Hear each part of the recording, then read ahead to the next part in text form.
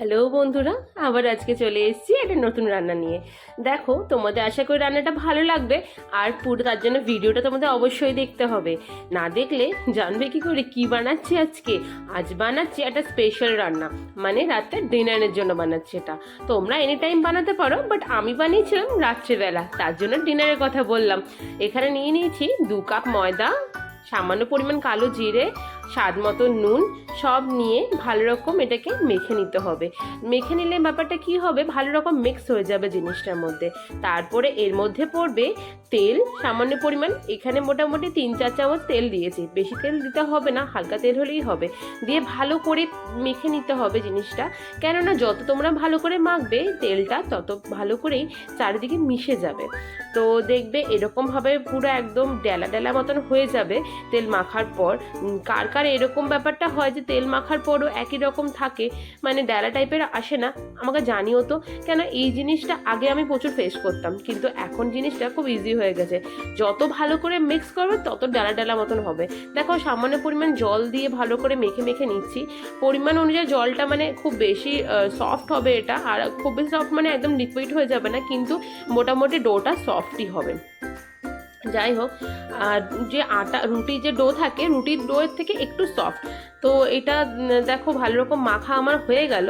হয়ে গিয়ে পর এটাকে কিছুক্ষণ রেস্টে রাখতে হবে। তার জন্য এরকমভাবে ভালো করে, মানে ক্র্যাকে যে জায়গাটা থাকে সেই জায়গাটা ভালো করে চেপে দিয়ে এরকমভাবে এটা ভেজা কাপড় দিয়ে ঢেকে রেখে দিচ্ছি। এবার আমি মোটামুটি এটাকে আধা ঘন্টার জন্য রেখে দিচ্ছি, ততক্ষণ আমি চিকেনের প্রিপারেশনটা করে নিই।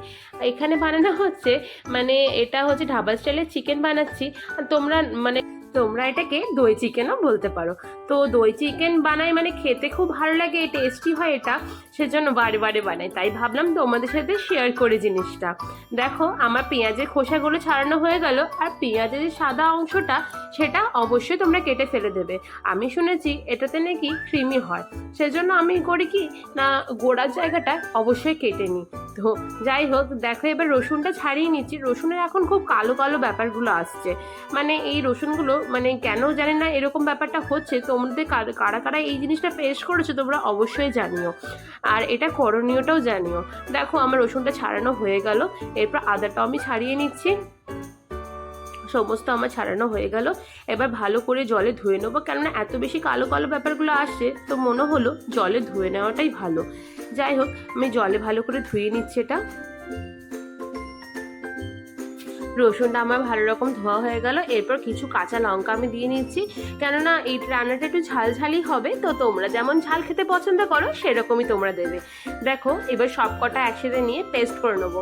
এখানে মোটামুটি 1 ইঞ্চের মতো আদা আছে, কিছু মোটামুটি 10-12টা মতন কাঁচা লঙ্কা, একটা গোটা বড় পেঁয়াজ আর রসুন দিলাম। সমস্তটি ভালো করে একদম পেস্ট বানিয়ে নেবো। পুরো একদম গোটা গোটা থাকলে চলবে না, কিন্তু পেস্টই করে নিতে হবে, কেননা এগুলো রান্নার সময় মুখে যদি লাগে কেমন লাগবে, সেজন্য এটা পেস্ট করাটাই ভালো। আরেকবার পেস্টটা বানিয়ে নিলাম, মানে মিক্সিটা আরেকবার ঘুরিয়ে নিলাম। দেখো, আমার পেস্টটা মোটামুটি রেডি। এরপর পেঁয়াজটা কুচোতে হবে, তো তার জন্য পেঁয়াজটা ভালো রকম কুচিয়ে নিচ্ছি। আমার দেখালাম কত টোটাল পেঁয়াজ লেগেছে, তোমরা অবশ্যই দেখেছো কত চিকেনের জন্য কত পেঁয়াজ দিয়েছি, সেটা তোমরা শেষ অবধি তার জন্য তোমার দেখতে হবে, অবশ্যই দেখো। কিন্তু দেখো, এখানে মোটামুটি 800 মতন চিকেন আছে। 800 চিকেন অনেকক্ষণ ধরে জল ঝরিয়ে রেখে দিয়েছিলাম। আর সঙ্গে দিচ্ছি 2 চামচ মতো নুন, তোমাদের স্বাদ অনুযায়ী তোমরা দেবে। দিচ্ছি জিরে গুঁড়ো, ধনে গুঁড়ো। জিরে গুঁড়ো দিচ্ছি 2 চামচ, ধনে গুঁড়ো 3 চামচের। ধনে গুঁড়োটা দিলে বেশ ভালোই লাগে, তার জন্য ধনে গুঁড়োটা বেশিই দিলাম। দিচ্ছি লাল লঙ্কা গুঁড়ো 1 চামচের কাছাকাছি। আর দিচ্ছি, এটা কাশ্মীরি লঙ্কা গুঁড়ো, এটা অন্য লঙ্কা গুঁড়ো নয়, ঝালটা নয়। আর দিচ্ছি এখানে চিকেন মশলা। আর দিচ্ছি 800-র জন্য 200 দই।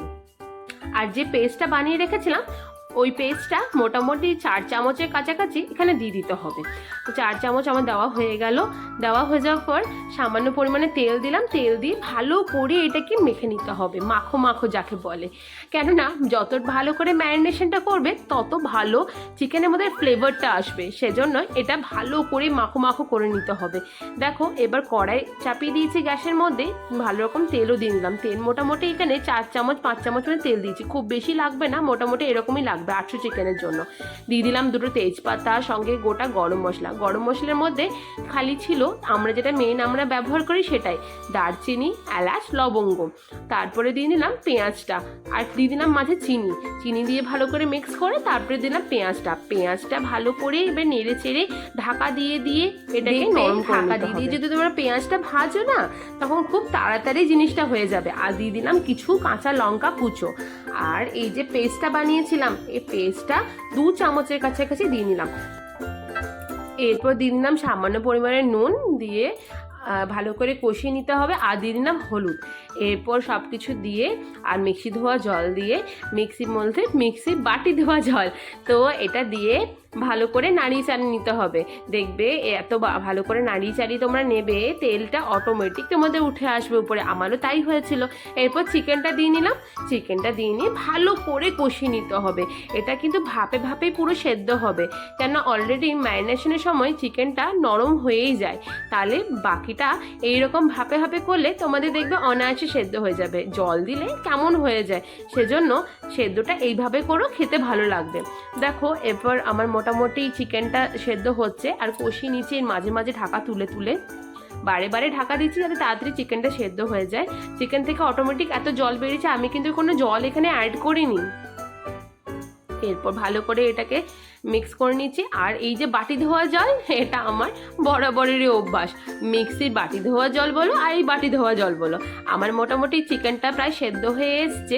এরপর কিছু ধনেপাতা কুচি দিয়ে নিতে হবে, তোমাদের কাছে থাকলে তোমরা দিও, আমার কাছে ছিল বলে আমি দিয়ে নিয়েছি। এরপর ঢাকা দিয়ে কিছুক্ষণ রেখে নিতে হবে, তারপরেই দেখবে আসল রঙটা, মানে দারুণ হয়েছিল। রঙটা দেখতে দারুণ লাগছে, খুব টেম্পটিং লাগছে, আর খেতেও খুব সুস্বাদু হয়েছিল। এ দেখো ভালো রকম তেল বেরিয়ে গেছে চারিদিক থেকে। আমি কিন্তু খুব বেশি তেল ব্যবহার করিনি, মোটামুটি ভালো তেলই বেরিয়েছে তার জন্য। এরপর ময়দাটাকে ভালো রকম ঠেসে মেখে নিলাম আবারও, দিয়ে মেখে নেওয়ার পর কাটিং করে নিলাম লেচি মানে মোটামুটি এরকমভাবে করলে কি সমান সমান হবে। একটু বড় বড় লেচিগুলো রাখলাম, কেন এটা স্কোয়ার পরোটাগুলো হবে, সেজন্য বড় বড়ই রাখলাম। দেখো এবার ভালো করে তেল দিয়ে নিয়েছি, তেল দিয়ে এটাকে বেলে নেবো। বেলে নেওয়ার পর দেখবে সাইড থেকে কি সুন্দর মুড়ে নিলাম, মুড়ে নেওয়ার পর কি সুন্দর চারকোনা একটা শেপ চলে আসে।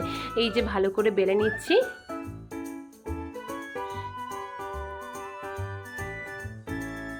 দেখো এবার ভালো রকম ভেজে নিচ্ছি, ভেজে নেওয়ার পর তোমরা এটা গরম গরম সার্ভ করবে। দেখো আমার প্রায় ভাজা হয়ে এসছে। আমি মোটামুটি এখানে কিছু না হলো 10-12টা মতন বানিয়েছিলাম, তো খেতে খুবই টেস্টি হয়েছিল এই পরোটাগুলো। তোমরা অবশ্যই বাড়িতে বানাবে স্কোয়ার পরোটা, আর দেখতেও দেখবে খুব ভালো লাগে। কি সুন্দর ফুলেছে দেখলে, খুবই সুন্দর ফুলেছিল। যাই হোক, এরকম টেস্টি রেসিপি কার না ভালো লাগে, সবাইকারই এরকম খেতে খুব ইচ্ছা করে। তো চটজলদি জিনিসটা হয়েও যায়, করে নিও আর জানিও। আজকের জন্য এই পর্যন্তই। কেমন লাগলো বলতে ভুলো না কিন্তু।